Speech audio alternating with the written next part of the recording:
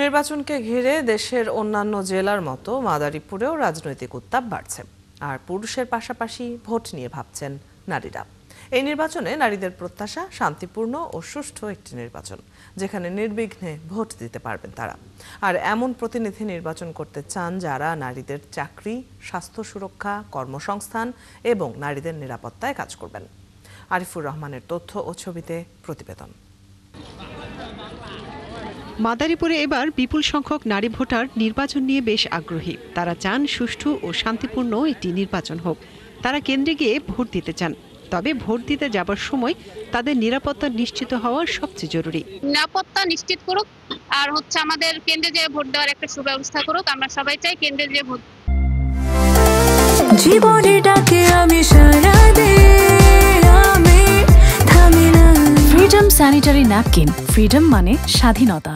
মারা ধরা করে, স্বামীরাও মারা ধরা করে, অনেকের শেষ মানে না মারে স্বামীরা।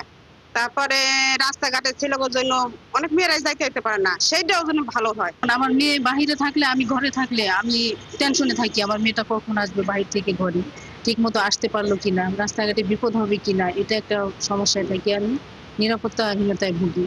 নির্বাচনের মাধ্যমে নারী ভোটাররা এমন একজন প্রতিনিধি নির্বাচিত করতে চান যারা নারীদের অধিকার সুরক্ষা, চাকুরি, স্বাস্থ্যসেবা ও ভাগ্য উন্নয়নে কাজ করবে। এছাড়া বাল্যবিবাহ সহ সামাজিক নিরাপত্তা, অফিস আদালতে বৈষম্য দূর করা, দিনে রাতে সমানভাবে নারীর চলাচলের স্বাধীনতা বজায় রাখার দাবি জানান নারীরা।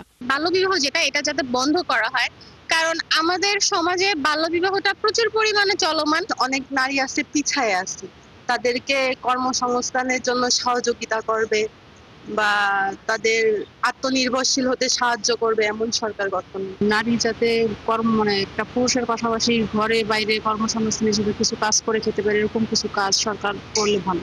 জেলার বড় সংখ্যার এই জনশক্তির জন্য আগামী সরকার যেন যোগ্যতা অনুযায়ী কর্মসংস্থানের ব্যবস্থা করে, তাদের জীবনমান বদলে দিতে সহায়তা করে, সেই দাবিও তুলেছেন অনেক নারী। সকল কাজের ক্ষেত্রে কোনো বৈষম্য না রেখে সকল কাজ অফিস আদালত আমরা যেন আমাদের নিরাপত্তাহীনভাবে চলতে পারি, কাজ করতে পারি, আমরা আমাদের সেই অধিকারটুকু চাই।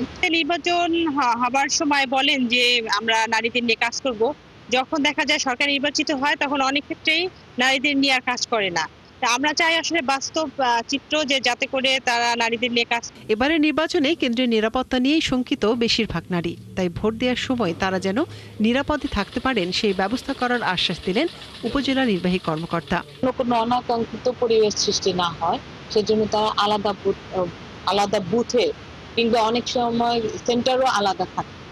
আমরা সেই বিষয়গুলো কাজ করছি, যে নারী কেন্দ্রগুলো যেগুলো আছে সেগুলো এখন থেকে আমরা সুরক্ষা কিংবা সেই সুব্যবস্থাটা রাখার চেষ্টা। 5 উপজেলা নিয়ে গঠিত মাদারীপুর জেলায় সংসদীয় আসন রয়েছে 3টি। আর এসব আসনে এবার ভোট দেবেন 11,48,330 জন ভোটার। এর মধ্যে নারী ভোটারের সংখ্যা 5,29,787 জন। মনিরা কাজুরি, 71।